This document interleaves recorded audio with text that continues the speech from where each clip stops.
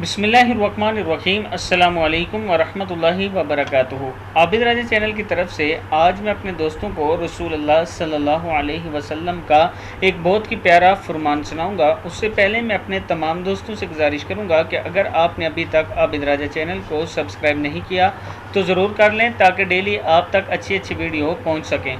तो स्टार्ट करते हैं। बिस्मिल्लाहिर्रहमानिर्रहीम। रसूलुल्लाह सल्लल्लाहु अलैहि वसल्लम ने फरमाया कि मेरी उम्मत का एक शख्स रात के वक्त बेदार होकर वज़ू के लिए अपने आप को तैयार करता है। इस वक्त इस पर कुछ गिरें लगी होती हैं, चुनाचे वो वज़ू करता है। जब वो हाथ धोता है तो एक गिरा खुल जाती है, चेहरा धोता है तो एक गिरा खुल जाती है, सर का मसा करता है तो एक और गिरा खुल जाती है, जब पाँव धोता है तो एक और गिरा खुल जाती है। और अल्लाह ताला इन लोगों से फरमाता है जो नज़र नहीं आते कि मेरे इस बंदे को देखो, जो जिसने अपने नफ्स के साथ मुकाबला किया, मेरा ये बंदा मुझसे मांगेगा वो इसे मिलेगा, मेरा ये बंदा जो मुझसे मांगेगा वो इससे मिलेगा।